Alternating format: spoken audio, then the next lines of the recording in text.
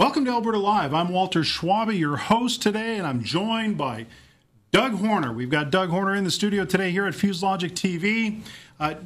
Many of you know that Doug is not only the MLA for out east or west of our city here, actually east. We're east. West, yeah. Yeah, you're west. Yeah. Right. But in addition to that, he's also the former Deputy Premier of the province of Alberta and Minister of Advanced Education and Technology.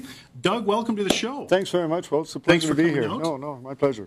So, I know we've got a lot of things we could discuss. We could go on all day and talk all day, but we don't have all day.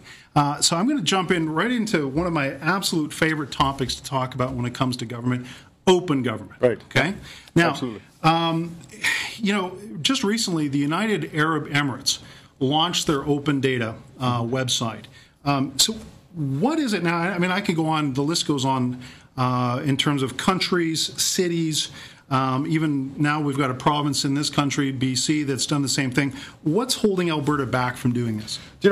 We've got a lot of structure in our government today. We've got a lot of structure around freedom of information, protection of privacy. We've got a lot of structure around the IT systems that we've done. And I know we were just talking about the fact that you've worked with us a little bit. So I should be asking you that question because you've seen what we're doing in government. And I would say that it's legacy systems that we need to adopt to a new system. We need to actually start talking about what the new medium is going to be for us. And it is about open data transfer. It's about being able to share data amongst departments. It's about being able to share government with Albertans. We have to get there. We've got some old legacy systems we need to change out, for lack of a better word. And I think we can get there. Okay. So part of the thing that I also think that might be holding the government back, not only in terms of legacy systems, I think that's going to be part of the show, but also it's a culture thing. Sure it is. And based on some of the work that we've done within various government departments over the last few years, we did some work in terms of a workshop, and as part of the workshop effort, what we like to do is ask the participants a series of questions, and in this case, we get the participants to answer by drawing what their answer is, as opposed to using words. So we're going to show the audience some of the pictures of some of the folks and their responses from various departments again.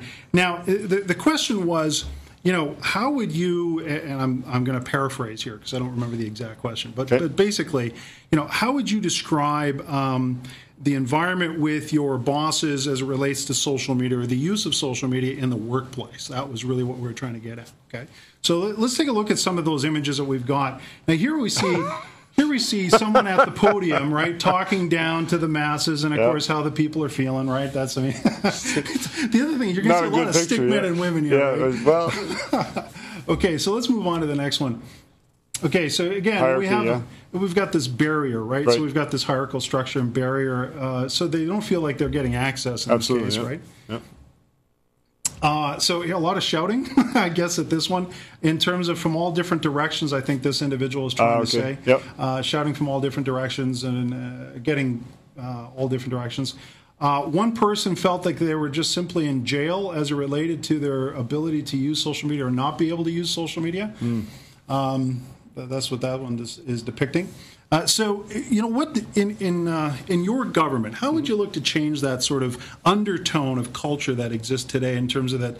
It sounds like to me like they're not having a lot of fun right now as it relates to this. Well, one of the things we talk about in our open and transparent government and making government a top 100 employer is actually empowering our employees from the front line all the way up to the top to be able to make some decisions, to be able to communicate not just from their position to their supervisor, but from their position all the way up to the minister. I took a lot of pride in the fact that as a minister, I like to walk through the department and talk to the staff and find out what was going on.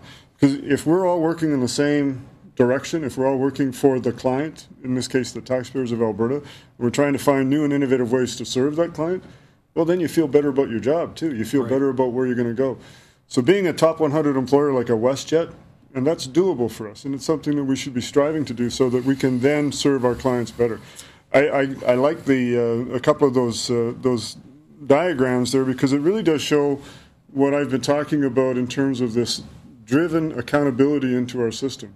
We've driven accountability and fiscal restraint so much so that our employees don't feel they can do anything now. They feel that there is a barrier moving up and there's a barrier moving out. We got to get rid of those barriers. Social media or communication tools, not necessarily just social media, but communication tools in the way we interact with our staff, the way we interact with our departments.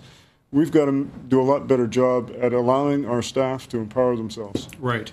And I think that, it's important to note that that kind of statement, though, freaks a lot of people out, right? Because people are, and I'm not talking about everyday Albertans. No. I'm talking about folks on the inside. And in some cases, because we know that there's always internal political struggles and silos in between departments. So are you saying then that through that strategy and that philosophy that you'd be looking to reduce the silo effect? Absolutely. You have to get rid of the silo effect. Look what we've done. We've created departments where clients, the taxpayers that are coming to us for service or delivery, have to go to 5 different places to get service. Right. Well, that's ridiculous. In today's day and age, in the technology that we have, in the communication tools that we have, in an open government data sharing kind of facilitated way, we should be able to do one portal, one stop.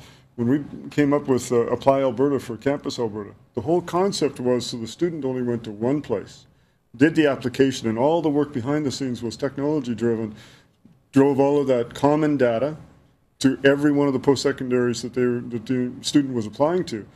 It seemed revolutionary at the time. Now we look at it and we say, well, isn't everybody doing that? Truth is, we're the only province that is.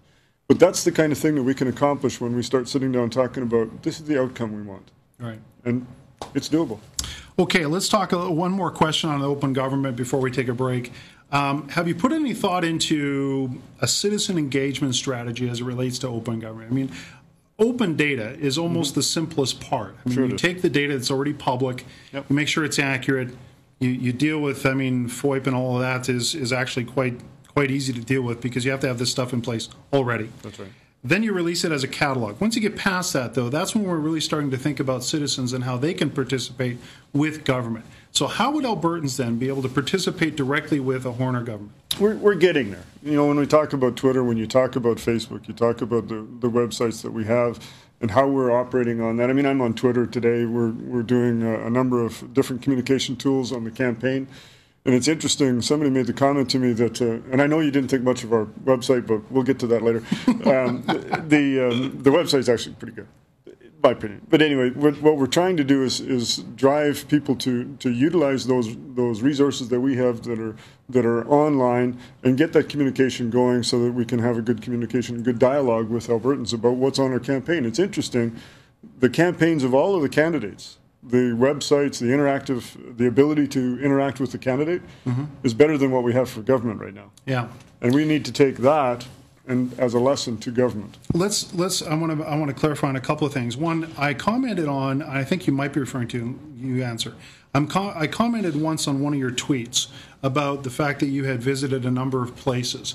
And that my blog post was really about, we need to get into more sort of dialogue other than, hey, we've just visited 6 places. And that was what one blog post was about. And the other one was a comparison of sort of traffic to all the candidates' websites. And I was actually, frankly, I was surprised that you guys, where you were in the list. And so I'm thinking, well, okay, so what kind of digital strategy do we have there? And so that's what that comment was. It wasn't specifically in terms of the design. I just didn't do it. No, that's fine. That's perfectly fine. That's what we're here to do is talk about this stuff. So we're going to take a short break, and when we get back, we're going to continue talking with Doug Horner, and this time we're going to switch gears and talk about some healthcare. So we'll be right back. Stay with us.